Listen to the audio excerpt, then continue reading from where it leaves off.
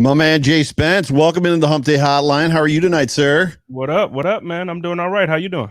It's Hump Day. It's Hump Day here on the Buffalo Fanatics and I guess the Buffalo Rumblings Network. It's for Bills Mafia at large, Bills Nation. It's Hump Day. It's Wednesday all around the world. It's Wednesday. And we are here to talk Buffalo Bills football. So you are tuned into the Hump Day Hotline with your host, Joe Miller. And you can find me on Twitter at Joe Miller Wired. And my co-host, the lovely, the beautiful and talented Jay Spence the King. You can find him on Twitter at Jay Spence the King, host of the Code of Conduct podcast. What do you want, Joe? What do you want? I really need about $100. If you can send me $100, it'd be great. Right now, I got you. That's funny, dude. But do us a favor, whatever platform you are watching on, whatever networks, if you're watching on Facebook, YouTube, or Twitter, feel free to chat us up, talk to us, jump on that like button, smash that like, hump that like button. We got a lot of the usual suspects up in the chat already. I see Richard Rush. I see Elliot's in here talking about my voice being butter. So he's got the butter stick emojis out. Daniel's here. There's a bunch of all, like Robbie's in the room. Who else is here? Bill's guys N. Isn't that supposed to be like Steve Mathis's dad or something, or mom? Like, I don't know. I thought I saw something about that. I thought he was related to Steve Mathis or something like that. But dude, it was close. We almost weren't here. Literally 20 minutes ago, I hadn't made the promo yet or nothing because YouTube was down, which most of you probably already know. And then got notification that YouTube was back up again. And then it was like fire drill time. And I'm not a big fan of fire drills. But that's all he kept saying when we first jumped in the room. He's like, yeah, I don't like fire drills. I don't. I work great under pressure. Like, so critical thinking in high pressure situations is how I'm wired. Like, I'm a problem solver, but dude, like, yeah, I'm not a fan of like, yeah, what I just kind of went through, or we just went through to get this thing rolling. So it is awesome to have you guys on with us for the Hump Day Hotline. Do me a favor, whatever platform you're watching this on, share it, like it, share it, jump on that like button, smash it, hump it, whatever you got to do to it, make it go thumbs up for us. But it is awesome to have you guys in here with us. This is what's up.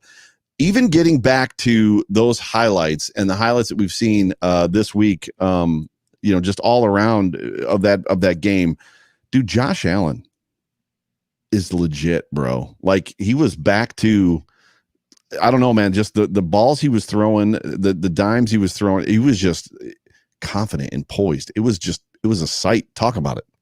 Man, he's insane. He's the quarterback that we have really been waiting on.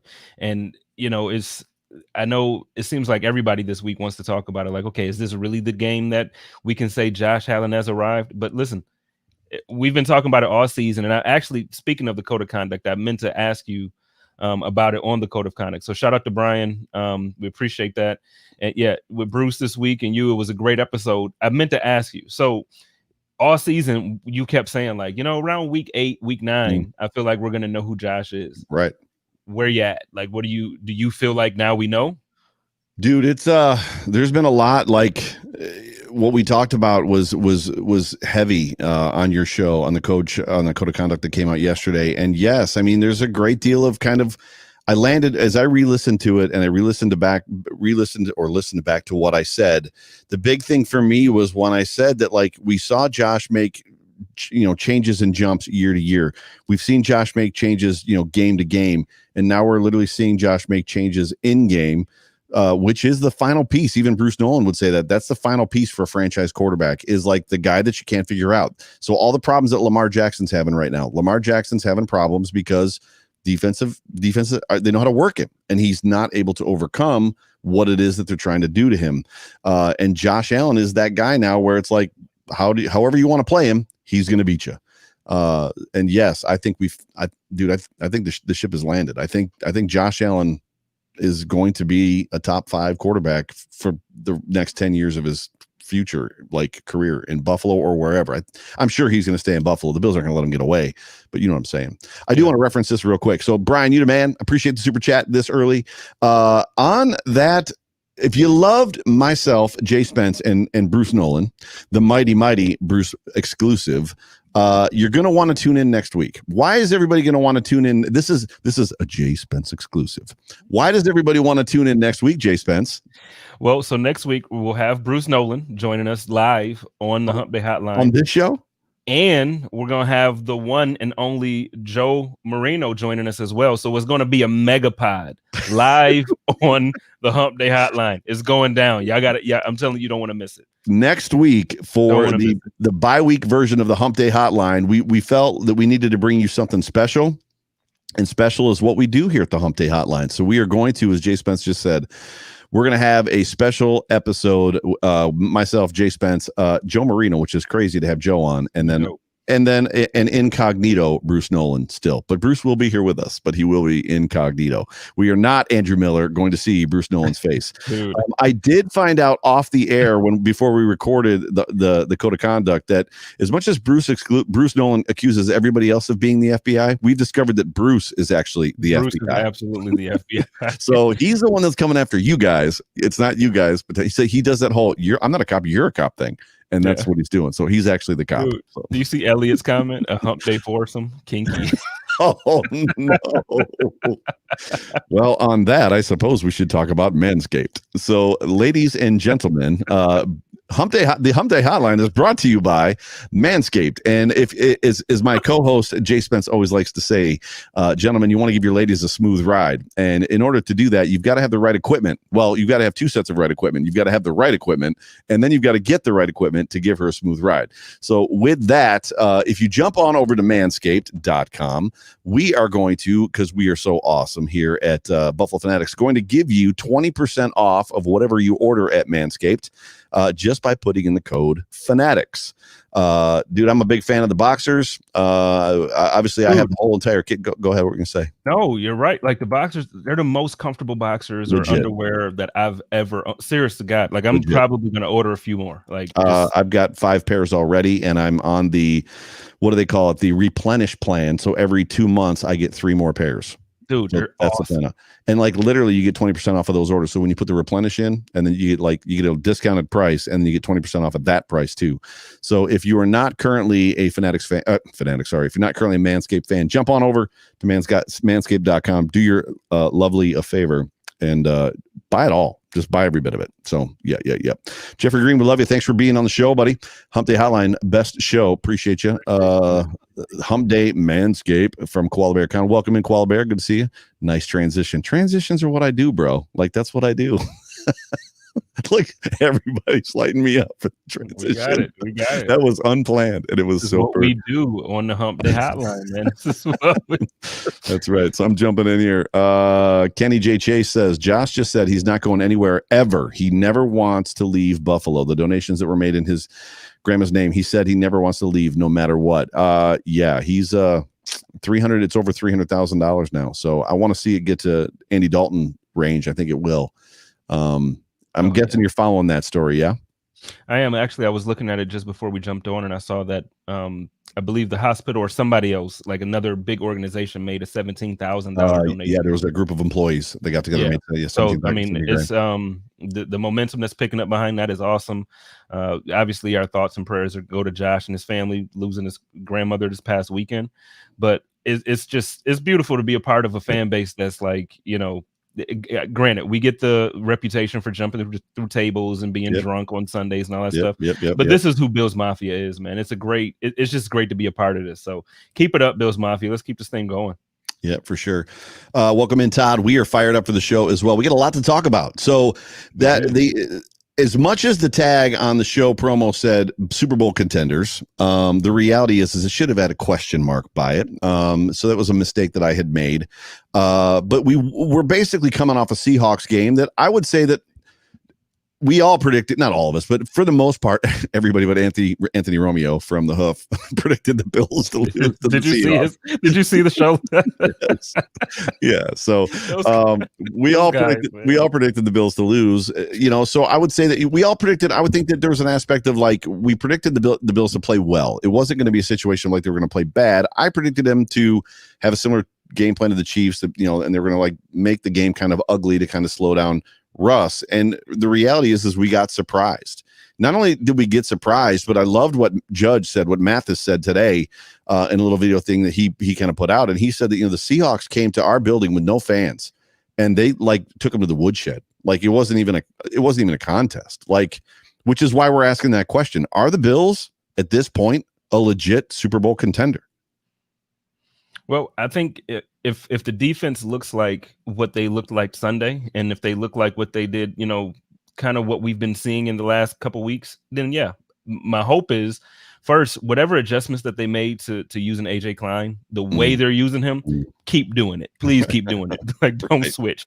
And then on top of that, offensively, so this week we didn't have a rushing game really, but I'm okay with it. Like it wasn't every week it's almost like, geez, why are we not running the ball? Why are we? Because you can tell there's times of the game where we need to run the ball. Yeah. What I'm seeing from Josh that impressed me a bit, even more so than what we've been seeing all year, where he's just been lighting it up. He's doing that thing that Tom Brady did for so long that we were just like, man, what the hell? Like you get annoyed with Tom Brady because they were in New England. They learned how to use the short passing game to turn it into the running game. Right. So Tom Brady, he would come out with 360 yards passing and minimal rushing yards for the team because they found a way to use, Wes Welker back in the day or whoever was in that slot role.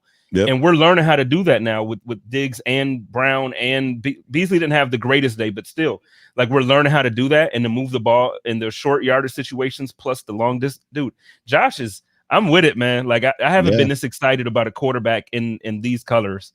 In forever. What's awesome about it is it's literally what John Fina said. John Fina said if they can just start taking advantage of those 2 to 6 yard passing plays that are just always open and always there, it's gonna take that offense to another level. And we saw it. I mean, and that's what Josh has done. Kingpin in the house. So I'm not going to answer this question yet because we are not to the Cardinals yet. Oh, I like the Avi. Oh, I peeped the new picture, Pierre. Okay. Kingpin, I peep it. So we got to be on our best behavior because the boss is in the house, Pierre Kingpin. But we'll come back to this. So ask us this again in about 30 minutes there, Pierre. So Andrew Miller says, I'm with Spence. All depends on the defense. If they can stay consistent with pressure, we will be golden, Pony Boy. I think that as much as even today on Good Morning Football, and I know we reference Good Morning Football a lot, and I think the reason is because they show Bills Mafia a lot of love, generally speaking. Peter Schrager moved the goalposts again, and I don't know if you saw it or not, but they asked about believing in that. Are we ready to believe in this Bills team? Mm-hmm. And one of the things that he said 2 things. Number one, he said, well, first of all, Russell Wilson came to town and they beat him soundly. However, Russell Wilson isn't Kyler Murray. And it's like, well, wait a second. Russell Wilson is the projected MVP of the league. So you're trying to tell is Kyler better? So that was the first thing was a little bit jabberwonky to me. And then the second part was like, if the Bills beat the Cardinals, then I'll believe. And it's like every freaking week with these guys, or this guy specifically, if they beat this team, then I'll believe. If they go in against this in the second game against the Jets and beat a Jets that's floundering clearly and is 0-6 or whatever they were at the time, then I'll believe in the Bills. Oh, if they go in and they beat the, what I'm saying? If they beat the Patriots finally, then I'll believe in the Bills. It's like, what's it going to take, right? I mean, do you have an answer for this? Like, what is it going to take for people to finally be like, because where I'm at, man, it's like, I don't understand at this point why we still get upset. As much as I love Kay Adams and as much as I love even really all of everybody on that show, I think it's a great show. I love the show. Me too. It's my favorite show. I'm up at every set. Me and my daughter watch it at 7:00 every morning. Yep. Yeah, it's a great show, especially in the morning. You have your coffee, you catch up on whatever happened that you missed maybe yesterday, and yep. So it's a great show to watch. But the thing is, when it comes down to actual content, and I want to get information on teams outside of injuries and outside of moves being made, I don't go there for actual content, man. Especially since I started doing a podcast, I do not think that I'm better than any of those the guys or ladies, because they're obviously getting paid to do the stuff that we're doing kind of as a hobby in a way. But, for sure. But at the same time, there's so much more content that is spot on that I would much rather listen to. There's guys, with you over there at Buffalo Fanatics, the whole roster there. I can find more stuff to listen to that's accurate about the team. Sure. Buffalo rumblings, there's so many different content creators within the Buffalo community, or even honestly, not even just them. The only time that I watch those shows, like the national media shows for stuff, is if I want to hear about the Cowboys and if I want to hear about the Lakers, because that's who they cover. Like, period. They're going to cover the Cowboys regardless. Like, it don't matter. It's frustrating. Like, they're horrible right now, and they still get more time and more attention than any other team. And it's like, dude, who cares about the Cowboys right now? They're down to their third string quarterback. The running back is acting like he doesn't even want to play because they don't have a quarterback. Third string quarterback that played well. He played well. He played better than the second string. Yeah. Josh, bringing that love, bringing that Rico report love into the Hump Day hotline. Yo, here's some of that Rico super chat love you were looking for. BF is the future. Appreciate you, brother. So for you probably don't know this, I was on Rico's show last night. I wasn't on it, but I was in the chat chilling with Bill's Mafia. And dude, people were just lighting him up with super chats. And I was like, yo, like y'all got to bring some of that love to the Hump Day hotline. And he actually said the same thing. He's like, spread it around. He's like, spread that. So we got some boys showing up tonight to who's got our back, which is cool. Right. Elliot says, Joe's tweet about the content y'all make on YouTube over the mainstream media is 100% true. Joe's tweet about content y'all make on YouTube over the mainstream media. I don't know what he might be talking to somebody else. Elliot, clear that up for me so I understand what you're talking. Give me context on that one. There's just an aspect of like, I just wish that they would be better or more balanced in their reporting, but that probably doesn't get clicks and likes and views. So Eric says, great team win. Defense showed when we needed. Offense played different facets each week based on a game plan. Roberts, AJ, Mother effing Klein, and Edmonds. Happy Veterans Day to all who are and have served. Very good. Appreciate you being a part of the show. So I think that was one of the things about that game for me. The Seahawks game in particular, and as I rewatched it, and I've watched it 3 times now, is even a lot of the bulk yardage that even Russell Wilson had, and I don't remember what his numbers were. It was in the high 300s, right? 365 or something like that, or 360 or 3 something. So he had the big loopy ball in the end zone that Teron Johnson lost coverage on, and then there was the one screenplay late, like one of the last late drives that they had that was like for 60 or 70 yards. So he had like 120 something yards or 100 yards. Like in 2 plays that were kind of not broken plays, but I don't know. The defense to me, there was a little bit of slack that the defense was given. And I thought, even outside of AJ Klein, I thought they played well. I thought the defense did a very good job of containing Russell Wilson. I thought they did it. I mean, DK Metcalf had a day, but it was a quiet day. You know what I'm saying? So thoughts on the defense from this football game? I think the defense played, pretty well. And even though, Russell Wilson had 390 the air. I don't. That's what I said. I just said that. I thought it was 365. It could have been 390. Whatever it was. 392 for 2 and 2. Cody. The thing was, it wasn't close. Cody Finney's on it. 392 and 2. Okay, yeah. Thanks, Cody. Yeah, it wasn't close. Yeah. And the thing is, it's like the 390. Yeah, at the end of the game, when you look at the box score, it's like, he 390 yards. Yeah, cool. But when you watch the game, at no point during that game, even when they came back to like a score. Mm-hmm. I think at one point when it was 20-27 or something like that, or maybe 17-24, something like that. It was like, man, we're gonna win this game. It didn't even matter. It didn't even matter at all. So your guy John Banks with the super chat. Read that thing. That the frustration isn't the media talking smack about the Bills, is that they talk baselessly. Yeah, their slander comes with no evidence. Like they don't even watch Bills games. Well, that's the thing. They don't, and they haven't for a long time. So now, the Bills are starting to get good. Actually, it wasn't Pat McAfee a couple weeks ago. He's like, I finally got a chance to sit down and watch some Josh Allen. It's like literally they finally will watch, and then even then they don't consistently watch. So at this point, man, I just stopped getting upset, man. I really did. I stopped listening to, like, Stephen A. Smith was like, he put the Bills at number 2 on the power rankings, and I'm like, but I still don't trust the sports takes. Like, just because it's good this time doesn't mean that like I'm gonna all of a sudden now think he's good. Yeah, Brian chimes in, says, I'm hearing that wasn't on Teron Johnson. Trey was the cover 2. The problem that I have with that is the replay. There's a point where Teron Johnson in the replay came off of his man, or at least his receiver juked inside, and Teron bit and then stopped. And then it was almost like turned around and saw his dude truck into the end zone. and you just saw him sprint like a mother, like to the end zone, and like it took all that he had to get there, and the ball landed in the guy's arms just at the last minute. I was wondering if this was the real Joe Marino. I'm guessing it's not, just by the avatar. So this is a different Joe Marino. Joe, welcome to the show. The Bills will get some respect when they finally win the AFC East and win a playoff game. I love this team to death, but they have been in the shadows of the New England Tom Brady era for so long. It's hard to change that mentality for people outside of Western New York. You're on it, dude. That's legit. There's just an aspect of, for me, and I'm not even talking about the crazies, the real Nick Wright guy, whatever it was that Brandon Marshall was saying about Josh Allen couldn't complete a 5-yard out. I'm not talking about that nonsense. There's just an aspect of like, I'm tired of the goalposts moving, right? Is that fair? Like, I'm tired of the goalposts moving. It's absolutely fair to feel that way. But the thing is, and actually, I'm glad you put up a Pierre comment, because he posted something on Twitter the other day, like challenging content creators within the community, like to change the narrative. Like, look, they already feel like the Bills have something to prove. The thing is, so I agreed completely with what he said. The only difference is the previous comment that you had up too. I kind of agree with that. It's like, look, yeah, we do have to stop talking about our team as if they're not capable, as if they're not there. But at the same time, I also get to the national media, like, yeah, we're good this year, but we haven't won anything, man. Like, last year we were out in the first round of the playoffs. Yep. You know, we got to win. So at this point, it's like, yeah, do you believe in the Bills? I believe that they're good. Do I believe they're going to do anything?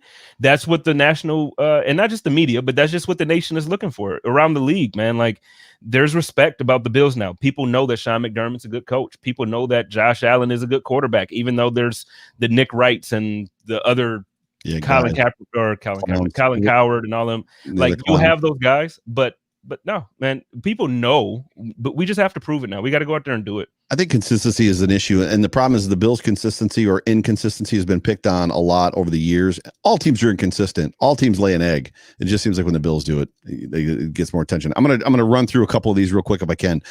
Jacob Newman says, my problem is when they start talking about bad things about Seattle to downplay our stellar play that made them look bad. Agreed. Cody Finney, also want to point out Allen didn't have the brace on his left arm as well. That was huge. There's legit. I'm 100% on board with what I said weeks ago, that I think his left arm was a problem. This one's funny. Josh says, Joe Miller in that $1 million voice. He'll be the morning show on Fanatic Sirius Radio Show. If you know somebody, I'll get you my number and they can call me. Right? And I'd have my co-host right next to me, Jay Spence the King. Caitlin, welcome into the show. Thanks for the super chat. Just for you, Joe, any chance with no fans in the stands that it helps QBs with pocket awareness? QB's hearing pressure coming from the empty stadiums. This is awesome. I have a thought. Do you have a thought first? I love it. First. So for me, I love this comment, Caitlin. And it's funny because information came out today in the Baltimore Ravens press conference. Lamar Jackson said that like defenses are now already or are at the point where literally they're calling out their plays before they snap the ball. So both offenses lined up, defenses lined up, and the defense calls out what the play is for the Ravens, which is clearly due to the fact that, well, first, they're not obviously disguising stuff well. They're not being creative in their call plays and stuff like that. However, with that, and they're not changing their call plays, but it's also because there's no fans in the stands.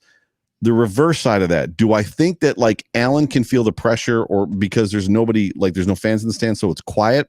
I would say possibly. I don't know that they're hearing footsteps. You know, the old adage is like, oh, he heard footsteps, so he ducked, or he heard footsteps, so he closed his eyes, or he heard footsteps, so he flinched. I'm not necessarily sure that that's true for the quarterback. I think a lot's going on. There's a lot going on that line at the line of scrimmage. There's a lot of slamming into people. There's a lot of snapping and like cracking from the helmets. I'm not necessarily sure. I think they get a feeling. I think there's a couple times Russ had it, where there was one time that I brought up on your show where like he ducked, like it was like he broke free and ducked, anticipating getting sacked, and nobody sacked him. So he clearly didn't know anybody was around him. He thought people were, and Allen does a little bit of that too. Like they get a feeling and they look back or over the shoulder or something like that. So I'm not necessarily sure they can hear it, but it definitely the no fans in the stands changes the dynamic. There's a whoosh, right? Especially like on defense. So like when you're in your home stadium and your defense is on the field. Have you ever noticed that? Like before something big is about to happen, specifically like a sack, the crowd kind of gets a before it happens. But even with that, that's a split second. I'm not sure a quarterback would like hear that in time to like really kind of do something. What are your thoughts? My thoughts are actually on the other side of it. I think that it benefits or hurts the defense more. Right. So with the quarterback, it's like, excuse me, I got to sneeze. Bless you. Well, while Not you're sneezing, Lucas, I was born in Olean, New York. Welcome, Nice. welcome into the show, Lucas. Go for But it. with the defense, I feel that the so obviously when you're on the road, normally it's more quiet when your defense is on there because the stadium is quiet for their team's quarterback. So in that sense, it's kind of the same. Thank you, Kate. But the on the other side of it, when you're a home team and you're at home in front of your crowd, normally it's loud. So in that sense, I feel like it should benefit the home team's defense because now you don't have that loud noise on third down when you're trying to stop them. You're able to hear whatever audibles that the quarterback might be making but I'm still just confused. We've been better the last couple of weeks. We're still better, but I really want to see, man, we got to see this defense start to really. Yeah. I want to see the defense from last year play with the offense from this year. I think they're finding themselves. We've been talking about it for a couple weeks. I think they're finally finding themselves. One last thing on Caitlin's point about the crowd noise, because I love this topic. How weird is it going to be for the rookies, the 2020 rookies, like Gabriel Davis and whoever else is out there from every team, to John Fina. When I asked John Fina, when I had him on when we did the Off Tackle with John Fina show, I said, give me like the greatest memory you have about being a Buffalo Bill playing in the NFL. And I said, and don't cherry pick like the easy thing. Like, don't go to the Super Bowl and like, oh, when I ran out of the tunnel at the Super Bowl, it was amazing. And he's like, I won't. He said the most amazing memory he has that he still gets goosebumps from. He said it was his rookie season, first home game.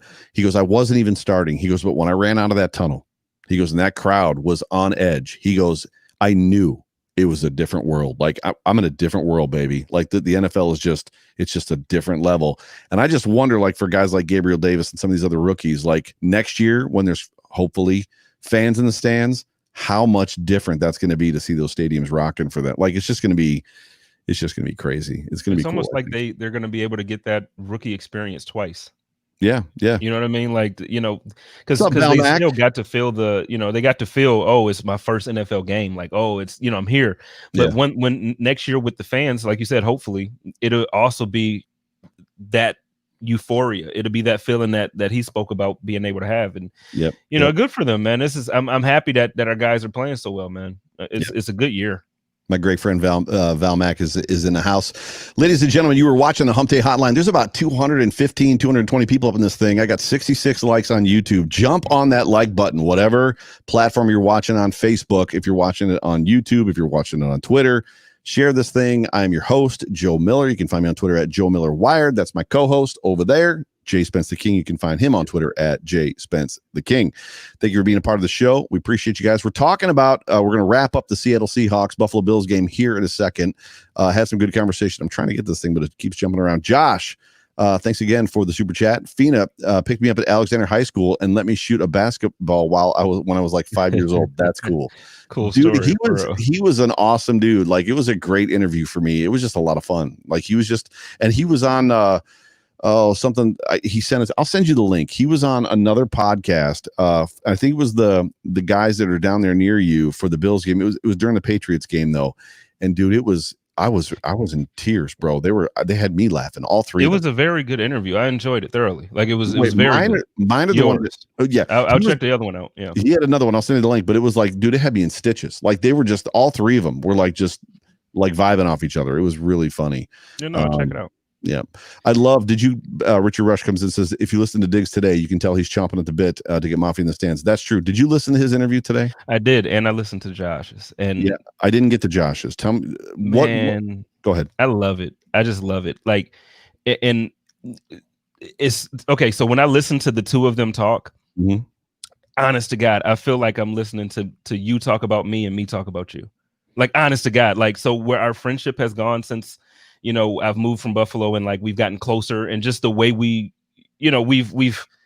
really connected differently. Like our friendship has gone to a completely different level. When I hear Diggs talk about Josh, it's the same thing. And it's just like, this is like, why haven't we had the last time I remember a relationship like this was Stevie and Fitz.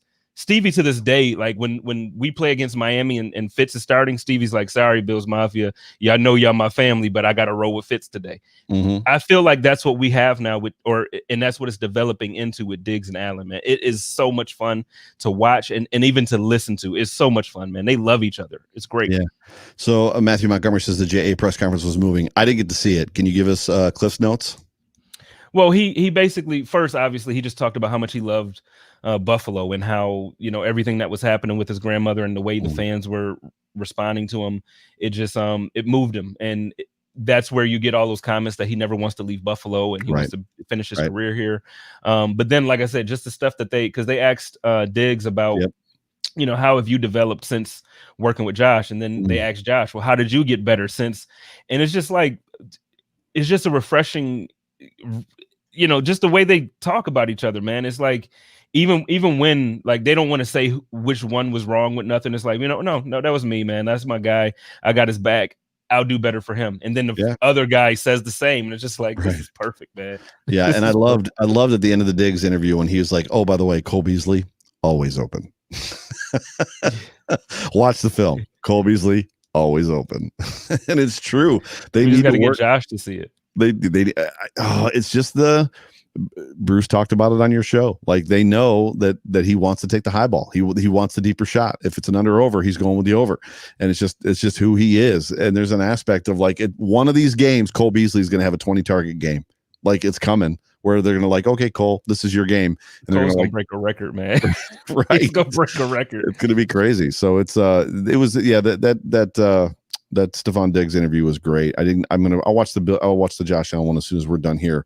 That football game, just in general, it was just it put me at a different level. It was literally, we talked about it. It was a statement game to the NFL. I mean, the fact that Josh Allen, there's something to be said about the injury. There's something to be said about, all the primetime mess ups and like reschedules and who's playing when and who are we playing and why. And it's a Tuesday and weird stuff. And there's something to be said about him, that brace coming off, his left arm being healed, and he turned back into the Josh Allen of weeks 1 through 4. Yep. I think the league is, I think they put the league on notice. Literally, I mean, we can finish up the Seahawks talk with it. I think they put the league on notice. I think this Bills team is for real. As much as, Good Morning Football says 2 is coming, I think by the time the Bills play the Dolphins in January, that game ain't going to matter at all. Like the Bills are going to have it wrapped up and they might be bent, like sitting people. Like, I don't, I'm high on Tua. I've been talking about Tua, I'm high on him, but it's so disrespectful. Like to just completely skip over the guy who clearly has taken over the AFC East. Mm-hmm. And here's the thing. I don't care if Tom Brady was still here. I still feel like maybe New England has 2 more games than they have on their win column. Right. Yeah. But I still feel like it's the Bills' time for the AFC East. And it's just so disrespectful the way that they just like completely. But that's why I said I don't get why we still get upset, man, because it's been happening. It's going to keep happening until we win something. So we got to win a game or 2 in the playoffs, and then we'll go from there. Welcome into the show, Jordan. Appreciate you. Thanks for the chat. Hey, do you guys know what happened to Trey White? All I know is that he twisted his ankle, or he tweaked his ankle. He obviously limped over, as we all saw, to the bench, got taped up right away when that was obviously to keep the swelling down. And then he was walking around on the sidelines after that. I have, if we want to transition, that's a good segue. I have the injury report from today. So let's make that our segue straight into this week's game against the Cardinals. Josh Allen, I don't know why he's still on the injury report. That's really weird. But it says full participant. John Brown has been getting Wednesdays off. And John Brown is clearly still hurt. That screen pass that he took, if this was week 1 or week 2, he scores there easily. Like he was clearly not running as fast as he wasn't running smoke speed. I don't know if you noticed it or not. John Feliciano back limited today. Cody Ford ankle, did not participate. From Hughes, I guess in veteran rest day. Mitch Morse was a full participant, so he is out of concussion protocol. That was good news. Norman was limited today. And then White did not participate with an ankle. My guess is he's probably going to rest it this week and kind of test it and see how it goes. It didn't look that awful to me when it happened in real time.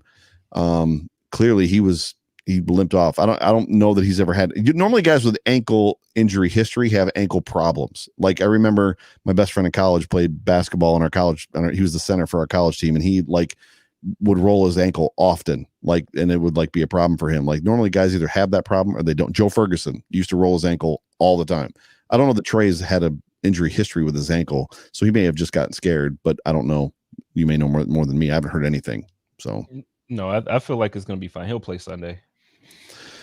So I hope it's fine. I hope it's fine. Let's talk about. Oh, hang on a second. I got another one. John Banks coming in hot with the super chat. Smoke was going to score. I think it was Feliciano that tried to push him forward, and Smoke lost his balance to run the tape. It's possible. I don't remember. So real quick before we move on to, I got this mug, and every time I drink out of it, I think about one of your episodes on your podcast. Dude, have you been listening? Have you been listening to the crowd noise?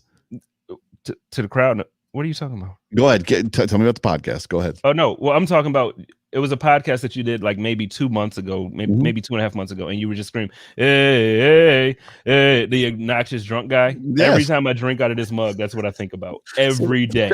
It's literally what I was just talking. That's what I meant when I said that. Oh, so week one, they pumped in the crowd noise because every team has crowd noise pumped in that's unique to their stadium, and it was around the third quarter of that Jets game that we started getting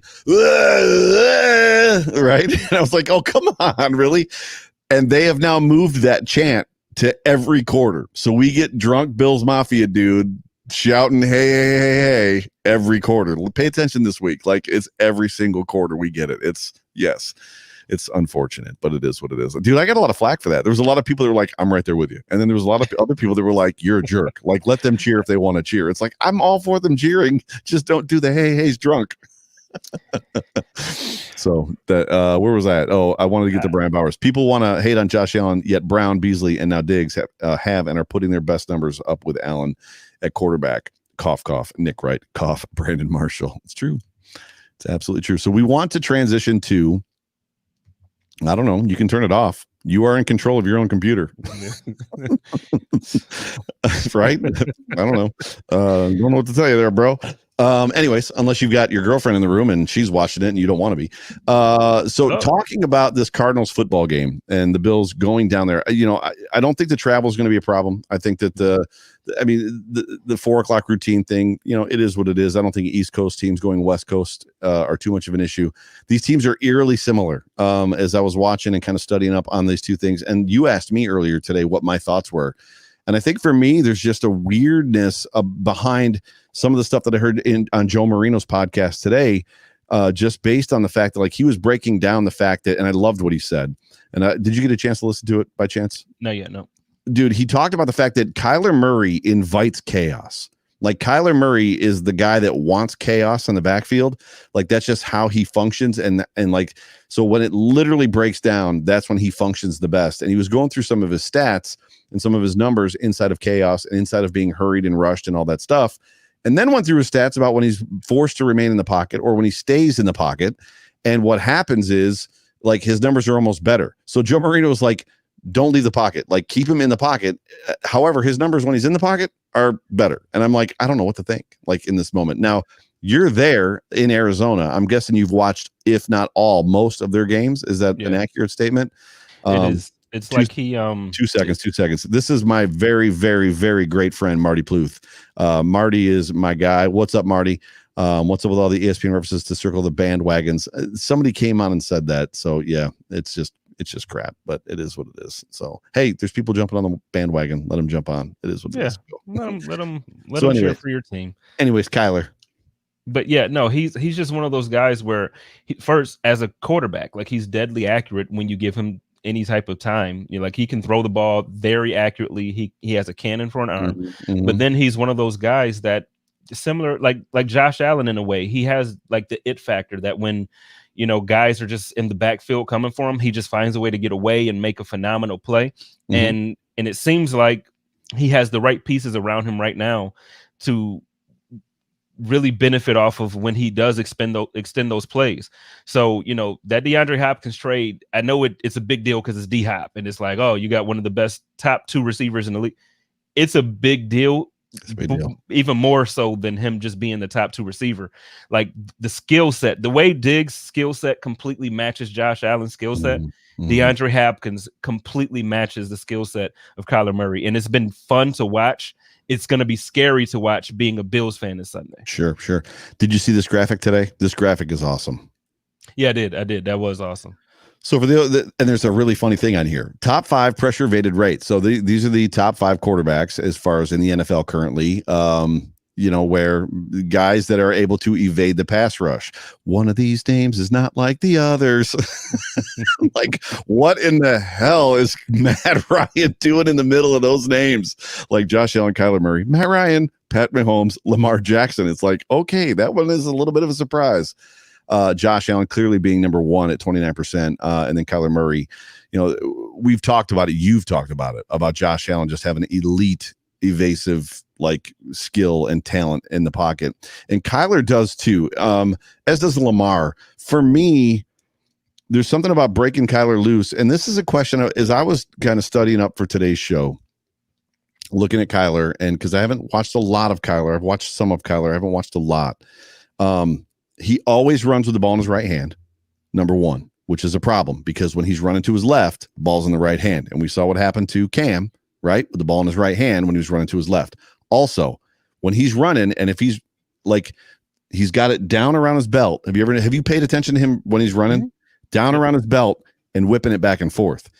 Like it hasn't happened yet. And it has not been exposed yet where people are chopping at that football.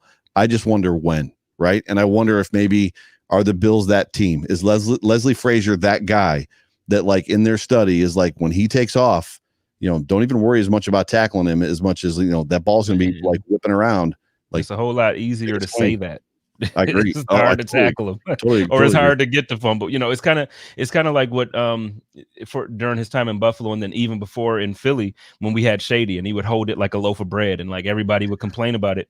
But that's well, hey, I agree with you. But Shady, if I don't know if I can do this on TV, Shady would get the ball, he'd go through the line, and then he would break free, and then the ball would come out like this, and he would run like this, like you would want to run when he was free. Kyler's doing it when he's going around the outsides of when he's going around the edges, he's running with that ball like way down here when there's like huge men around him. It's a little different. Yes, I know what you're saying. It's just where position of the field is different. If Kyler's running like that in the wide open, I don't even care. Like run however you want to run. Like I don't give a crap. I tell you what, if he had the ball handling issues that we felt Josh Allen has had early on, I would be concerned. I'm not concerned about Kyler. I would actually prefer for him to turn the ball over this weekend. I know what I'm just saying. Like, yeah, I don't think he has a turnover issue. So yeah, you're right. Maybe teams need to focus on that, and maybe that's something that will change for him because he doesn't. But yeah, he does hold the ball really. He just exposes the ball. It's not careless. It's not a situation of it being careless. It's just where he puts it and where he holds it down around his belt and kind of one arm always in his right hand. They had to work on with Josh Allen about it. Josh Allen had to work on protecting the football because the dude was putting the ball all over the field. At some point in time, teams are going to like lock onto that with Kyler. I'm just hoping maybe it's this week. Elliot, Spence, Joe, what do you think? Who do you think is the best overall wide receiver? Excuse me, right now, Diggs or D-Hop? D-Hop. Why? I'm going to ask the question why. Just because it's D-Hop?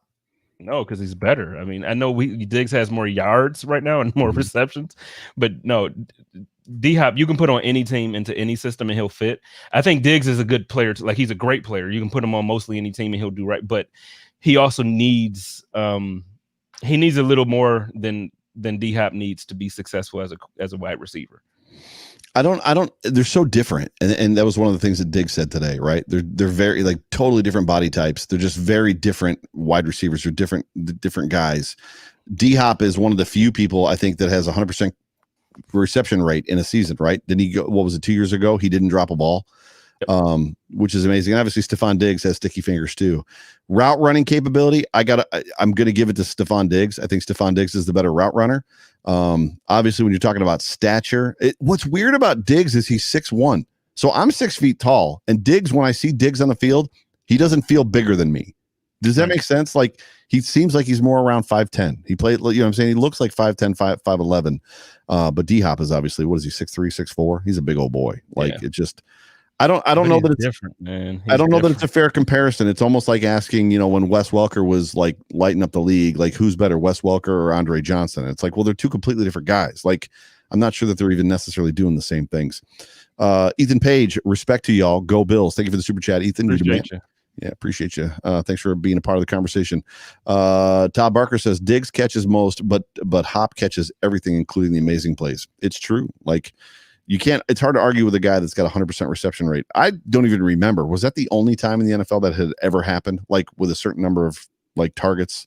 That's a good question. I don't know. I looked that up, but I mean, if it isn't, then his teammate was the other one to do it. Richard, I love you, buddy. Richard's a good friend of mine, like on Twitter, on social media. I'm a tequila, scotch, or apple crown guy. It sounds like you just like to drink. Well, that's starting because Pam jumped in and said that she's been drinking vodka all night. So now everybody's talking about what drinks they like. Oh, come on. Pam Madonna's in the house. There she is. What's up, Pam? So, by the way, if any of you don't know, that's Pam Madonna from Twitter, who was out at the Hump Day Hotline live at Magruder's, which was a lot of fun. Allie is Allie up in the house too. So they hung out and watched the football game without me on Sunday. So we were all supposed to go hang out at the Big Tree Inn, and it ended up not happening because it was such a beautiful day outside. And I found out that they ended up hanging out together. So Pam says, I'm so dropping in on this and not knowing. But Diggs all the way. Sorry, James. That's not James. That's Jerry Hughes sitting over there next to me. So I still don't know why anybody thought that I would have been Jerry Hughes. Like that was anyway. That's so funny. Eric, what's up, buddy? Respect to you both. Jay Spence the Truth and Joe Miller the Voice. Great show. D-Hop right now, but Diggs is a better route runner. And I think they're just two different animals. They're just two different. It's hard to argue with. But he's not. He's really not. And it's not listen, Diggs is, in my opinion, right now this season, a top 5 receiver in the league. There's still guys, like I still wouldn't put him over Julio. Like I get that Julio doesn't have the numbers. He's not better than Julio. D-Hop is better than Julio. Like, so, it's not, I get that we're Bills fans and he's on our team. It's no disrespect to Diggs. I love Diggs. I am so happy that Diggs is on his roster with Josh Allen. It's a perfect combination. But sure. I'm telling you, if we're starting a team and they say, okay, for your number 1 receiver, you get to go with D-Hop, Julio, or Diggs. If you guys are taking Diggs, you're not going wrong, but you should probably go with D-Hop. I'm just saying. That's an interesting point because I thought a lot about this. So and there's always the unknowns, right? So there's and if you look at fantasy, and fantasy isn't a true snapshot of reality, but it's a microcosm. There's an aspect of things that are in fantasy that we see about players is a reality to what happens in real life. D-Hop was, top 10 wide receiver. Like it was going in the first round or second round of leagues everywhere. Diggs was going in round 5 and round 6. And what's funny is they got traded on the same day, right? So D-Hop went from the Texans, Watson, who was everybody knows who Watson is, and like he's proven himself in the NFL as a quarterback, to Kyler Murray, who was more of a screen guy, more of a scrambler guy. And then Diggs went from obviously, Kirk Cousins to Josh Allen. But it's funny what you're saying. Like there's an aspect of like, well, everybody's like, well, D-Hop is D-Hop. So I'm going to pick that guy. So right now, if you're starting a franchise, people are probably going to pick D-Hop. But at the end of the day, Diggs is the one leading the NFL in receiving yards. It's not D-Hop. And I don't know what the answer is. I'm not making an argument or a case. It's just an interesting, it's an interesting observation, if you will. So let's talk about this Cardinals football game. What are you scared of? What are you scared of the most in this Cardinals football game? Are you scared of Kyler running free? Are you scared of D-Hop? I'm not as concerned about their ground game, but what's got you?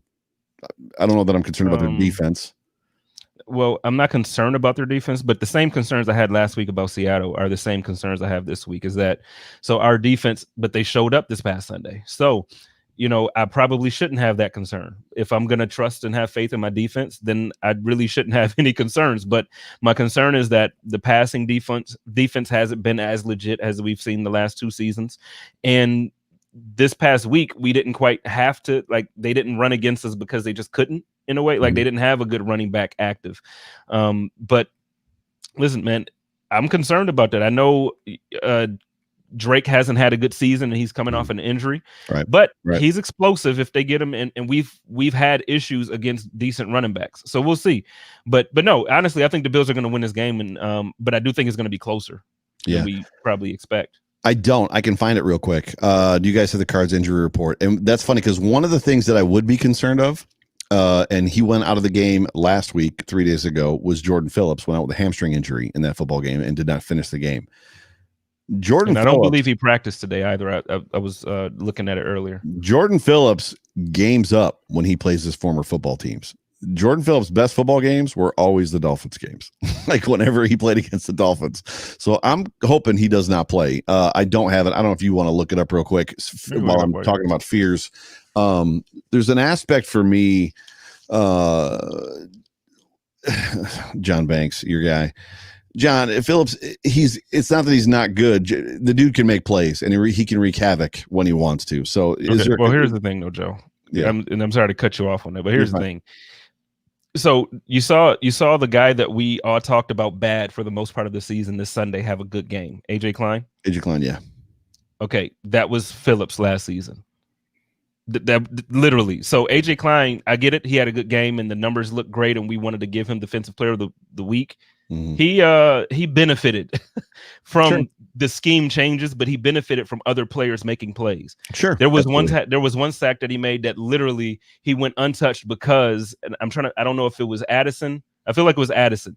He literally took up 2 players and almost 3 players. So he was able to run directly into the quarterback. Yeah, that's what Phillips did last season. So I know we've a couple of times on this show and other shows, it's like, look, Phillips is not as good as people, like, we don't miss him as much as you think.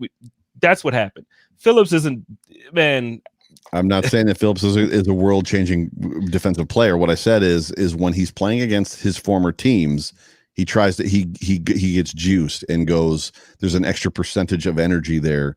Like I said, the best games that he played were the Bills versus the Dolphins because he, at that point in time, had a grudge against the Dolphins. I'm just hoping he doesn't play. My fears and concerns as far as this football game, D-Hop doesn't concern me. And the reason that D-Hop doesn't concern me as much is because we played the Chiefs. Kelsey got his numbers, and Kelsey didn't destroy us. We've played, obviously, you want me to pull that up there? We played, who else do we, it's going to come in as another window, which is probably fine. We played. Too small. Yeah, a little bit too small. Let's see if I can zoom in on it. We obviously played this past weekend, DK Metcalf. DK Metcalf got his numbers, didn't kill us. And that's kind of been the story of the season. We've been playing certain guys, and receivers have played and gotten their numbers, but they didn't kill us. So D-Hop doesn't concern me as much as probably Kyler getting loose does, specifically with the defense that this year has traditionally over-pursued a lot. They've gotten better the last couple weeks, specifically Tremaine Edmonds. But Kyler getting loose, it makes me a little nervous. Go ahead. You can run through that real quick. Okay, so we got their safety. Is it Butter or Buddha Baker? I don't know. He's Buddha Baker's a machine, dude. That dude's awesome. No, he's a beast. I just never knew his first name was Buddha. But no, he's a beast. So he didn't practice. Larry Fitzgerald didn't practice, but that's not injury related. So we're more than likely going to see him. Their defensive tackle, Leki Fotu. Good luck. Am I saying that right? Bless you. He did, and no disrespect to any Cardinals fans if you're in here. We're not, we just honestly don't know his name. Where is God Loves You? Yeah, we need God Loves You back. Where's the dude that was up in here all last week? You guys remember God Loves You, right? Like, and how much he was talking trash with us. Go ahead. D-Hop again didn't practice, but that was not injury related. Justin Murray. So they have some. Jordan Phillips didn't practice because of the hamstring. So they have some guys a bunch of guys didn't practice, 3 guys that will still be healthy to play. But there's some injuries, man. Deontay Thompson, Max Williams, Kirkpatrick. That's a tough one. Yeah. That's a tough one. Yeah. No, for sure. They, Buddha Baker. I don't know what's going on. I'm reading the chat. I'm reading the chats. Their list is long and distinguished, much like ours as far as injury goes. Let's talk about this. So people in the chat, Bills Mafia in the chat, let's talk about what you guys think are the keys. What's the keys to a Bills victory this weekend? I'm going to let you go first. What do you think is the key? I have a thought, and I'm just interested in what you think first. My key is to do exactly what we did to Russell Wilson. So if we can get that pressure and put a body on him, if we can hit him and just disrupt his timing with his receivers, I think that the Bills have a good chance of winning this game. My hope is that their offense isn't going to do, hopefully they will do what Seattle did, but their offense isn't going to do what Seattle did to where we're going to be up 17 points, Right. This is going to be a game that we're going to have to consistently score the ball, but I think that we can. I'm not nervous about our offense. I just hope that, we can stop them a couple more times than they stopped us. Like I said last week, man, that's going to be important. What are your thoughts? Yeah, it's so similar. this is coming up a lot. So Jason says containing Murray, and Jack says contain Kyler. I could be wrong, but I mean corralling Kyler Murray. I'm trying to figure out how I want to put it into words, and I want you to receive it without I'm not trying to diss Kyler, and I'm not saying that Kyler is not more advanced than Josh was when Josh was in his first year or his second year. It just seems like even though they're 5-3, his running and his getting out isn't necessarily the reason that they're 5-3. Does that make sense? I don't know that containing Kyler is my answer. I don't know that that's necessarily what it is. I have great concerns about what you just said about, disrupting him and getting him uncomfortable. Again, to Joe Marino's point that he loves chaos. He invites it and wants the stuff to break down. But for me, my curiosities as it pertains to that is, can we get to him? He's been sacked 11 times this season. So that's number 2 in the NFL. 11 times. That's it. Josh Allen was sacked 7 times on Sunday. It's just all right. So they're trying to rush him. They're trying to get to them. Every defensive line is trying to get to Kyler. They can't get to him. So are we hitting him after the play? Are we trying to sack him before the play is over? I just don't know what that answer is. For me, I think my greatest key to this game, because I think they're going to put some points up. I think the Bills offense is going to do what the Bills offense does. I'm at the point in believing that this team is multiple now, and they're going to game plan and scheme much like Bill Belichick's teams have done, because that's where Dable comes from. He comes from that Bill Belichick coaching tree. However we got a scheme to beat you, and if we need to adjust, we'll beat you. I believe the Bills will score points. I think what it comes down, the key to this game is that Bills defense not only staying in the form that they have returned to, if that makes any sense. I feel like they're returning to form, and I think that consistency needs to stay there. I think if they stay consistent with the form that we've seen over the last couple games, I think there's a great opportunity for us. Now, do I think that we'll blow them out? Like you said, a 17-point lead. I'm not sure we'll see that. We could. It depends on the defense that the Cardinals are going to play against the Bills, right? I mean, I don't know. I don't know. You've watched more than I have. Tell me about their defense a little bit.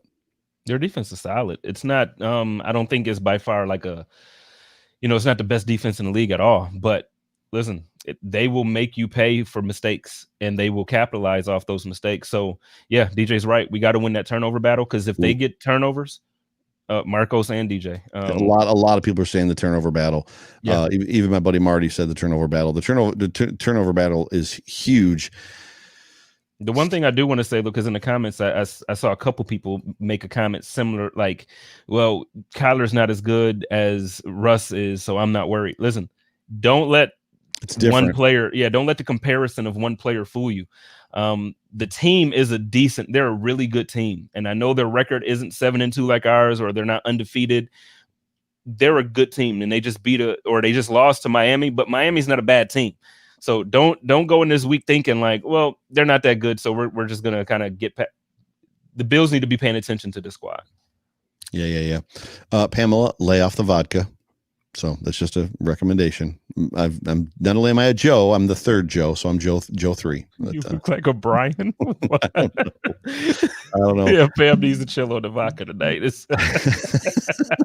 Bills Mafia, do me a favor, throw in the comments section what your Josh Allen stat line prediction is for this weekend. I'm going to be honest with you.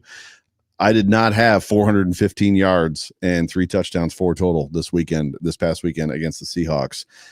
We saw the return of a Josh Allen that we saw the first 4 games of the season pre-injury.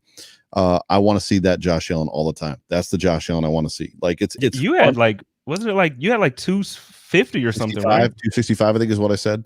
Yeah. What are your thoughts on the stat line this weekend? Oh, this weekend, I don't think it's going to be like a 415, but I think it's 325.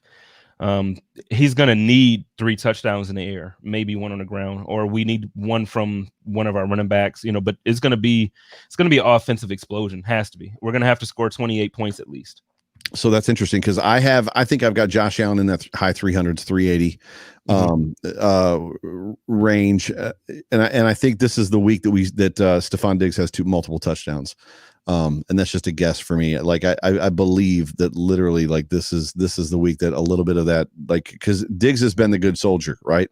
Which has been great. There's a lot of guys coming in around that 294 range, 330. 354 passing TDs for my brother Andrew, 325, 3 passing TDs, 6 rushes for 40 yards and a rushing touchdown, 330. Like, it's there's always that one guy. There's always the one guy that's ahead of where we are, question wise. That's funny. Last week it was John. Yeah. Bills Mafia First Lieutenant. What's up, brother? And he's got the Step Brothers little emoji there with Hoyer and Hyde, Poyer and Hyde. Got that backwards. I think our defense will get hot end of the year. Chiefs had a terrible defense beginning of last year, but the last few weeks and in the playoffs, they turned into one of the better defenses in the league. Well, they did late in games. They had to come back from multiple touchdowns down in every single one of those games, which is crazy.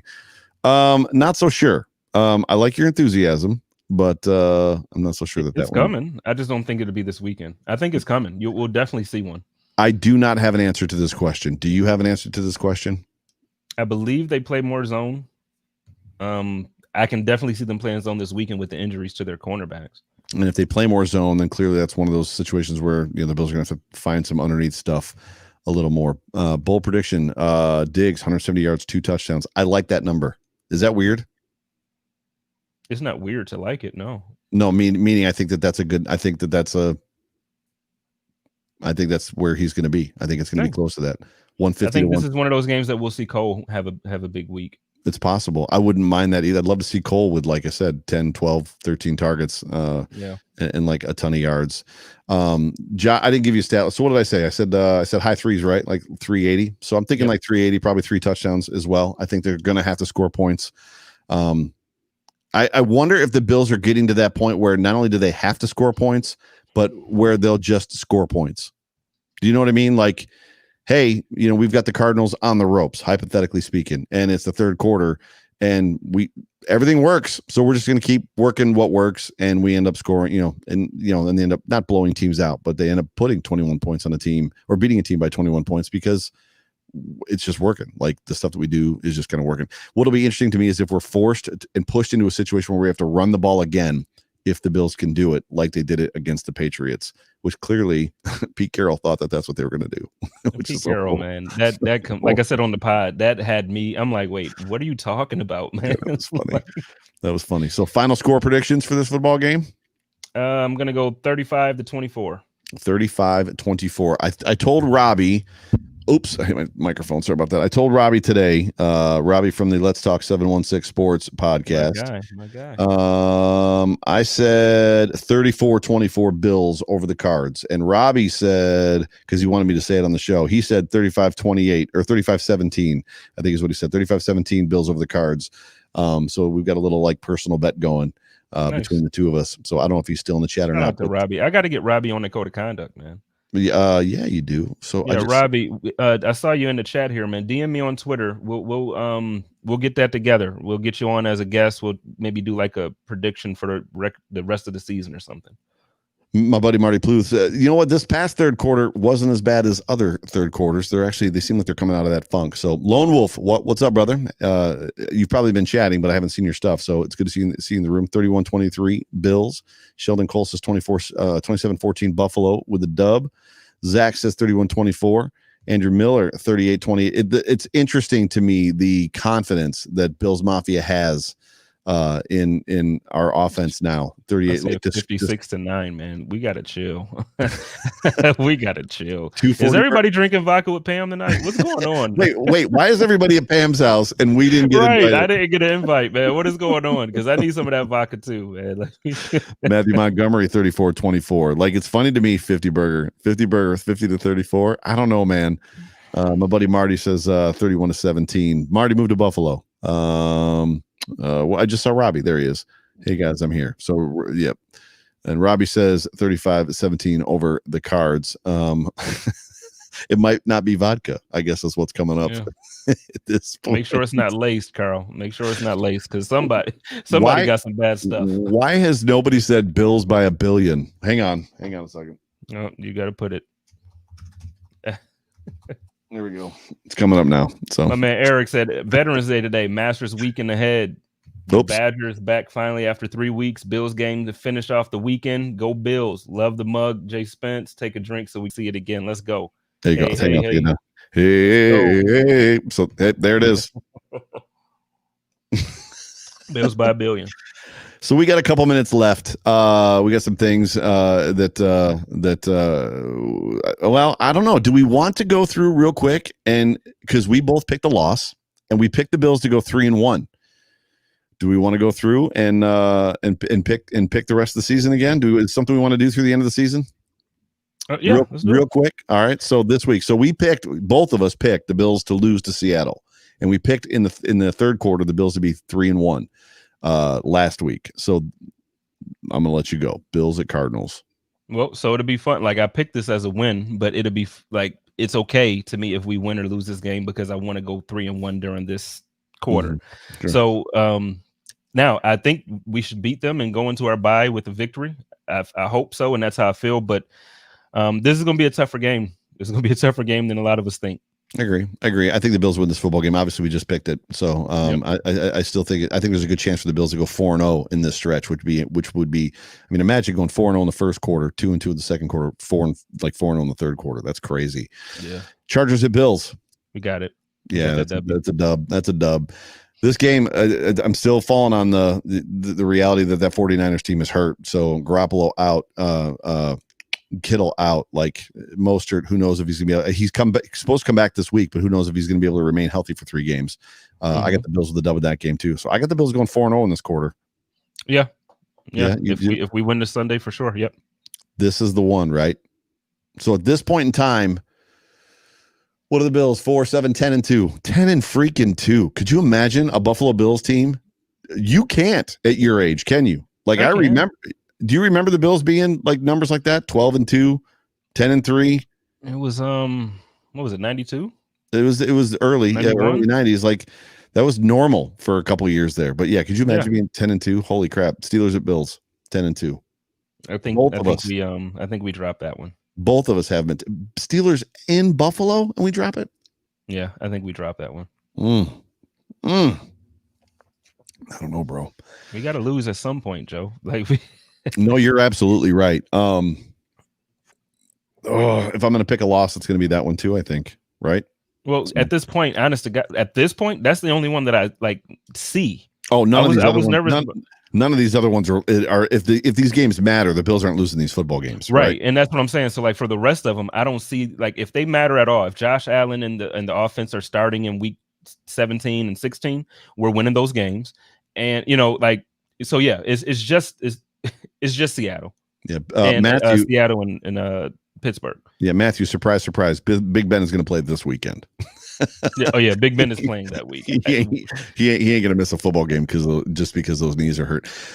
What's crazy about this season and what brings those last games into thought, the Patriots game and the Dolphins game, is the fact that if the Bills roll into there with 2 or 3 losses, 2 losses or 3 losses, if they lose the Steelers, legit, the first round bye is in play. And we talked about this a little bit last week, which goes back to having a conversation about, is this a Super Bowl contending football team? Are we talking now? Is this now? Are they Super Bowl contenders now, or are they a piece or 2 away? And I don't know where I'm apprehensive. I still don't know. And maybe that's the point when we were talking an hour ago about Peter Schrager, and I was upset about him saying, moving the goalposts, and I'll believe in this Bills team when, right? Maybe we're just supposed to believe at this point, right? Well, they either are or they're not. They're freaking 7-2. Like it's just tough to really just dive in head first like that, because the thing is we've had 20 years of not. Right. So it's like I get that everybody is like, man, Peter Sager and whoever else or whatever his name is. Schrager. Like we get bent out of shape about it, but it's like, look, it's tough. Just like in and I hate to really compare it to like abusive relationships or anything like that, but when you're in a relationship and like they end up going back normally, right? Because there's just you're comfortable even in the pain, like you're comfortable. We've been used to pain for 20 years. Yep. Like, so it's just not easy to wake up and say, okay, nope, I believe we're good now. It's so difficult to do that. I have a problem with this comment from my buddy Marty. And we talked about it a little bit briefly a minute ago. I don't think it's about consistency, because every team has stinkers. I mean, the freaking Steelers almost lost on Sunday, right, to the Cowboys. Like, It was the last play of the game. And that was to a third string quarterback, like the Steelers. So, I mean, teams lose football games. The Chiefs had a hard time against the Patriots, and they lost to the Raiders a week after we beat the Raiders. I don't think it's a consistency situation. I think it's about getting hot at the right time, figuring it out at the right time, which comes into the conversation of, is this Bills defense? Because I think the problem with the offense was Josh Allen was hurt, and I think he was quiet about it. And when you hear more and more people talk about whether it's Orlovsky or it's Hasselbeck or some of these former quarterbacks talking about trying to throw with what amounts to an offensive lineman's shoulder brace on his left arm and trying to throw a football when you can't get your left arm up to kind of come through properly and where that puts your body position, I think the offense is going to be fine. I think the offense is the offense. For me, it's about, is this defense finding itself? And Josh Allen said that on Monday. I think it was Monday or post game on Sunday. If our defense is what they need to be, like, we can beat anybody. Like, there's nobody in this league we can't beat. And that's what's exciting. So, you know, Andrew Miller says not this year. I disagree. Oh, that legit is my brother. With my niece, holding my niece Reagan. So there's 2 Andrew Millers in the house, and one of them is actually my brother.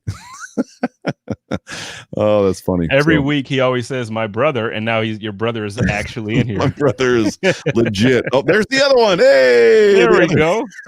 The other Andrew Miller. What in the world is going on in the Hump Day at the Hump Day Hotline on this Wednesday evening? So there it is. There's an imposter in here. That's so funny. So, all right, so let's open it up to questions. So we've got 240 people up in this mug. Bills Mafia, 240 of you up in this mug right now. Jump on that like button, whatever platform you're watching on. If you want to get our attention, I'm going to do the best. Super chat us. It's hard. Man, that was right on cue. Ethan Page, why is Trent Murphy still on this football team? Trent, thank you for the question. I'm going to let Jay Spence answer this one. Thank you. I appreciate you so much for that, Joe. Well,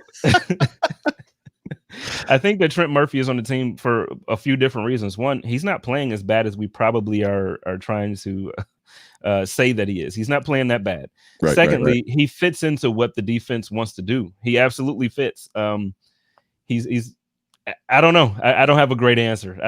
That's why I'm like, thanks, Joe. You're a jerk. I appreciate you for making me. I don't have an answer either. All I can tell you is Richard Rush is right that our D is getting into midseason form. Good thing too, because it's midseason. It's a good time. It's a good time to be getting into midseason form. I'm gonna let you hit this one from Caitlin. Do you think Ed Oliver is a bust? No.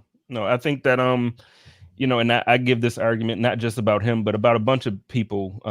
You know, more recently on the pod, you and I with Bruce talked about the kicker and punter situation. But I think a lot of times the transition from college to the pros, we expect guys to come in and just be fantastic year one and year two, because we've seen it. So, you know, you see Aaron Donald come into the league and he's a beast. You see, you know, just like all these other players, you know, Chris Jones come into the league and just dominate. I just think that, you know, we gotta be a little bit patient with Ed Oliver. He's made some flash plays this season and last season so far, just not consistently enough to where we think he's going to dominate and take over every single week. He'll get there. He'll get there. Yeah, I love this question from Zach Allen. I actually believe we can win the Super Bowl this year. If you're completely honest, do you think we can? Yes. Why though? What is your reasoning? Because I think so too. Why? What is your reasoning? Well, you want like the I'll give you mine first. Statistical point or like the emotional? I'll give you mine first. The reason I think so is because clearly for us to get there to the Super Bowl, getting to the Super Bowl, in my opinion, I'll say it this way, is not going to be as hard, I think, as winning the Super Bowl. I think the AFC competition to get the road to the Super Bowl, getting through the Steelers, getting through the Chiefs, getting through the Titans, getting through some of these teams that are out there with us is a different conversation than what's in the NFC. Beating Seattle told me that we can play with and play against. We've already beaten Seattle and the Rams. In my opinion, you're talking two of the top teams in the NFC. And both teams, we offensively did what we wanted to do with them all day long. Like both of those games was very much we're going to chuck it around the yard, y'all, like, and do whatever we want to do. That's my reason. I think that if we can get to the Super Bowl, we can win the Super Bowl. Getting to the Super Bowl is a different story. Well, so I have two reasons. One, I agree with yours, like as Mhm. far as the path to get there and all that. Like, so if you want me to give like an actual analytical or like a smart answer, then that's Mhm. why. But to be honest, I just feel like it's always something every year when you look at championship teams and you look at the way things happen. I feel like there's normally like the city has something special about it. Right. Like this year with LA, and I hate to use Kobe Bryant's passing as a special thing, but like, Kobe Bryant passed away. There were a couple things that happened in LA. So then the Lakers won, now the Dodgers won, and it's just Mhm. like a year. Mhm. Mhm. You notice in other cities, like when the Eagles won, like it was like the year of Meek Mill, like for all the rap fans, and then it was the year of this and the year of that, and the Eagles won. It was Philly. How about This how year about in how Buffalo. about how about Hurricane Katrina and the Saints won the Super Bowl? Hurricane Katrina So and levels I New just feel Orleans. like that with us. Like I feel like so like Buffalo, this is one of those years where I don't know how many people know like follow music and all that stuff, but like we got the hottest rap group out of like in the world right now out of Buffalo.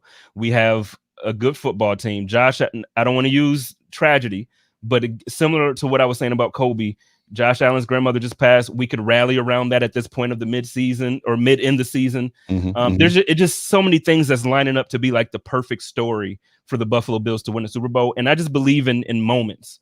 And Yeah, I yeah. believe that when it's your time, it's your time. And I just honestly, God, I know before the season started, I said it was going to be Seattle and Buffalo. I'm not as confident that Seattle's going to meet us there. Me either. But I still think this is Buffalo's year, and I'm not saying it about football reasons. I know No, I love people it. can come back and say, "Dude, that's a stupid." That's cool, I but I'm love it. telling you, it's something feels right. It just feels No, good. I love it. So RC3 with the super chat. Appreciate you, brother. Do you think if we go to at least the AFC Championship, there's an asterisk? I do not. I Thoughts? don't either. This has I don't not been either. talked about, and this is an awesome point from 999 Silver. I live in Phoenix, Arizona. So does Jay Spence. Cardinal Stadium is a perfect indoor venue for Josh and this offensive line.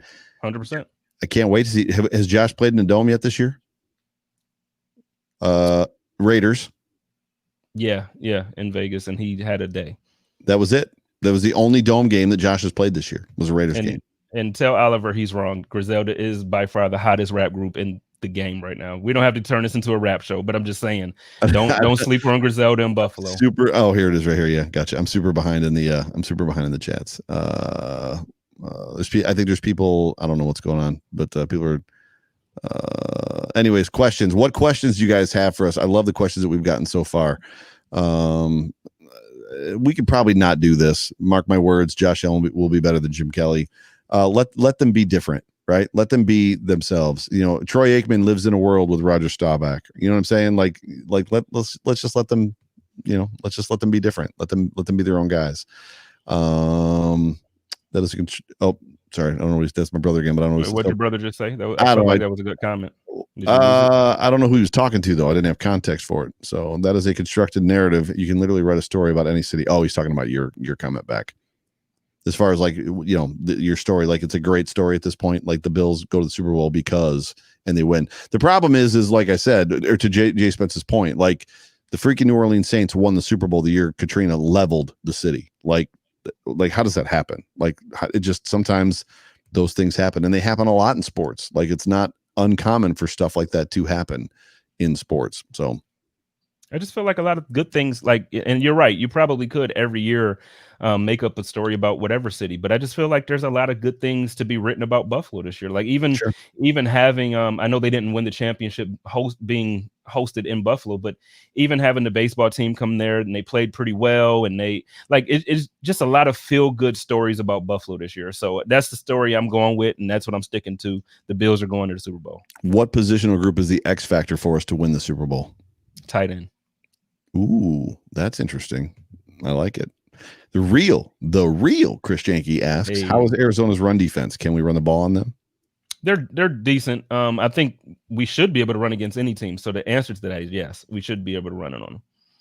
We got two great like they should be playing better. And now we're gonna have Mitch Morse back, hopefully. So yes. We should see Feliciano in a guard role. So we should see the ball run. Like we should be able to move this ball. Absolutely. Robbie asks, hey Jay Spence, question: do you think Allen is the league MVP? No, I think he's put himself back in that conversation, but unfortunately, I don't think he is. I think Russell Wilson took himself out of the conversation this past weekend after having 2 games of multiple turnovers like that. But unfortunately, I just don't think Josh is going to be on par with the whoever you want to, like Patrick Mahomes.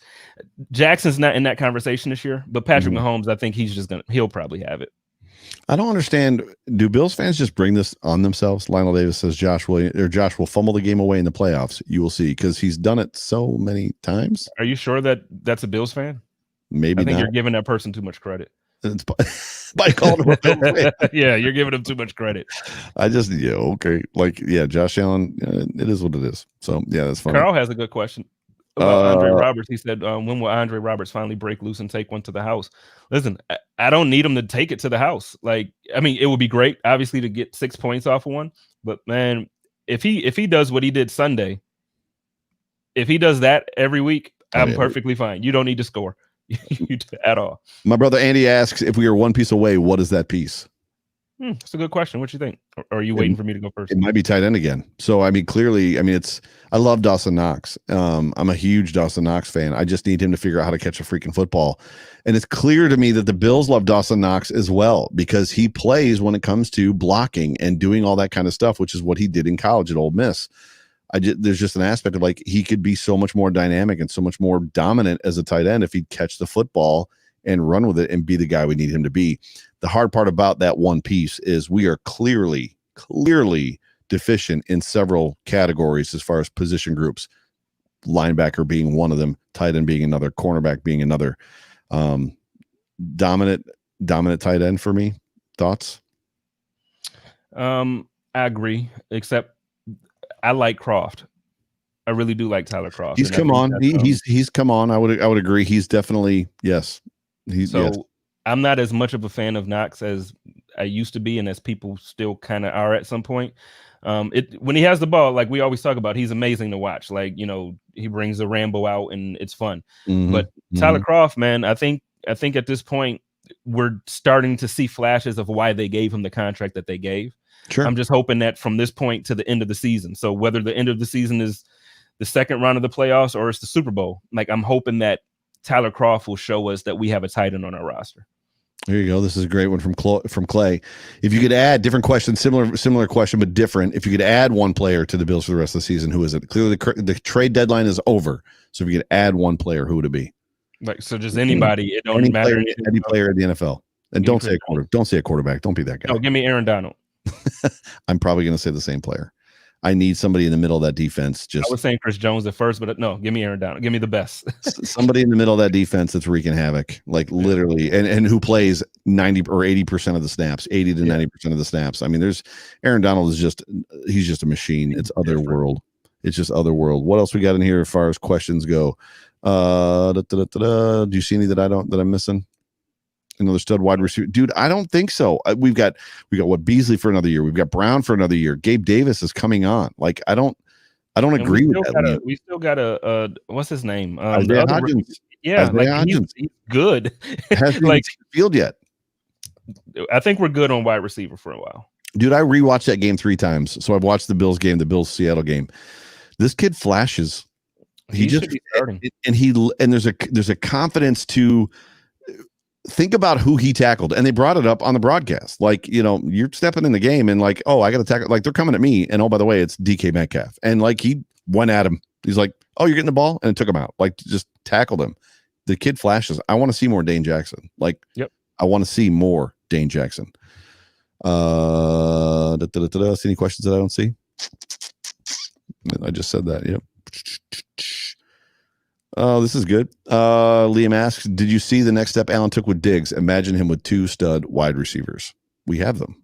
I was gonna say, I think we have 4 stud wide receivers. Yeah, I don't know. Yeah, I've said many times that up until, which I could have been wrong, I said the Bills are the deepest wide receiver core in the NFL until the Bucs signed Antonio Brown. And I could have been wrong. They might still be the best wide receiver core in the NFL, because that team looked out of sorts big time against the Saints. Big time. I just think it's tough, regardless of who you are, to step in after not playing for a year and a half. Possible. and that offense, you could tell Tom Brady was trying to force feed him the ball. Like he wanted to make a statement by getting him the ball. It just wasn't working. Yeah, a couple more minutes here, guys. Jordan asks, do you think we are saving ourselves for the hard games coming up? Because it seems like we came out of nowhere and stomped the Seahawks. There's only one hard game left. Hard game, in my opinion. What's the second one? This Sunday. It's a game we should win. You said that. You said this is a game we should win. So if it's a game we should win, it's a hard game. It's a game that we should win, but it's also a game that I wouldn't underestimate. Like Kyler Murray, agreed. He's not Russell Wilson, and we did handle him, but they're two different teams, completely different teams. Their defense is better than Seattle's defense by far. So there's going to be plays that we were able to make against Seattle that we won't be able to make. It won't be as easy. So no, I do think this game is going to be tough. I don't, it was close. My score prediction was like 35 to 27 or 35 to 24, something like that. It was way better than mine. Thank God I was wrong. But you had it reversed as well. But I don't think the Bills are saving themselves. I know that Bills football teams in general, not just the Bills, well, maybe not the Ravens, football teams in general play things close to the vest. They do things to put things on film, to confuse or to make things difficult on upcoming defenses. And they do save some things, but by and large, they're out there trying to win football games. So I don't think they're saving themselves for the hard games coming up. So if that was the question, I don't necessarily think so. So can the Bills, Clay asked, can the Bills contain Murray? He's been hurried 33 times, only hit 8, averages 4.10. I saw a different number. I saw it's 7.1 today. So whether it's 10.4 or 7.1, it's still a lot regardless. Yeah.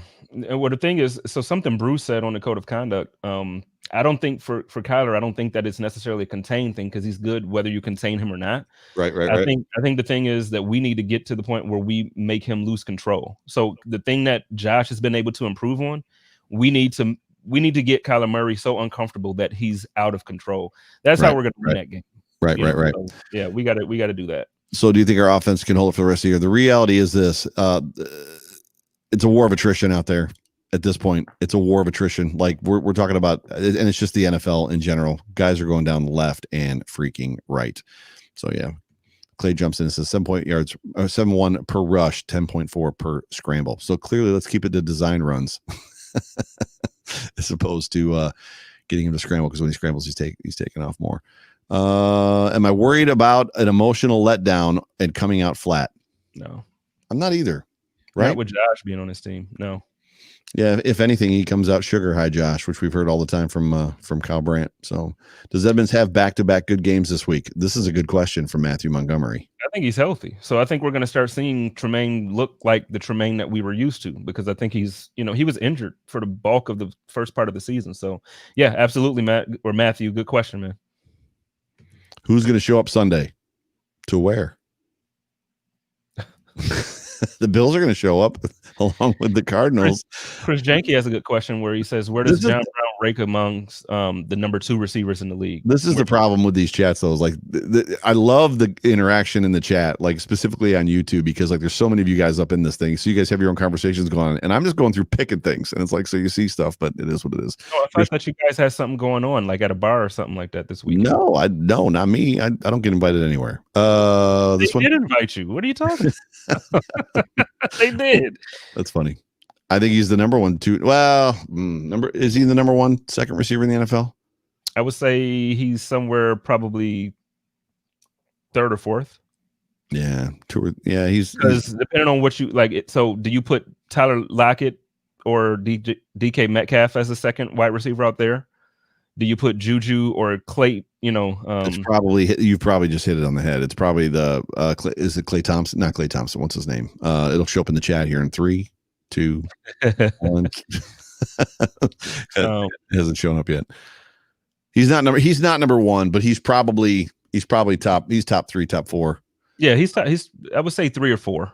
Yeah, for sure. Well, lady, I'm ready to tap out. You ready to tap out? Yes, sir. Awesome. It's been an awesome night. You guys have been tuned into the Hump Day Hotline. Yeah, Claypool. That was the name. Told you it would show up. Yeah. You guys have been tuned into the Hump Day Hotline on the Buffalo Fanatics podcast and multicast network. There's a whole bunch of y'all up in here. Appreciate you guys. Mad love for the Mafia. Thank you guys for joining us tonight. This show shows up on YouTube every Wednesday. Next week, we are going to have a special bi-week edition of the Hump Day Hotline. Don't turn us off yet because you want to hear this. Next week on the Hump Day Hotline, we have a megapod coming for you. It's going to be myself, Jay Spence the King, and we're going to have two special guests, which we've never had a special guest on this show to date. We're going to have two of them next week. Next week, we're going to have Bruce exclusive. So we're going to have Bruce Nolan from Buffalo Rumblings, and from the Locked On Podcast Network, we're going to have Joe Marino, on this show. So there's going to be four of us on this show next week. You're going to want to make sure you set your alarms, set your clocks, set your timers, set whatever it is. We're going to try to promo it. We're going to try to get 600 people up in this mug next week and just have that chat go crazy. So thank you guys so much. My name is Joe Miller. You can find me on Twitter at Joe Miller Wired. That is my co-host. Go for it, James. Jay Spence the King. You can find me on Twitter and Instagram at Jay Spence the King. You can find the Code of Conduct. It drops every Tuesday now on the Buffalo Rumblings Podcast Network. And on Sundays, I do the Hump. No, that's not the Hump Day Hotline. On Sundays, I do the Chop Up with my man Mookie Hawkins. We talk directly after the games, talking about the reaction to the game, and then the players, the interviews and stuff. So. Yep. Love you guys. Thank you guys so much for tuning in. Please join us next week. As I said, we're going to have a special episode for you guys next week. We'll see you next time. Otherwise, go Bills. Go Bills.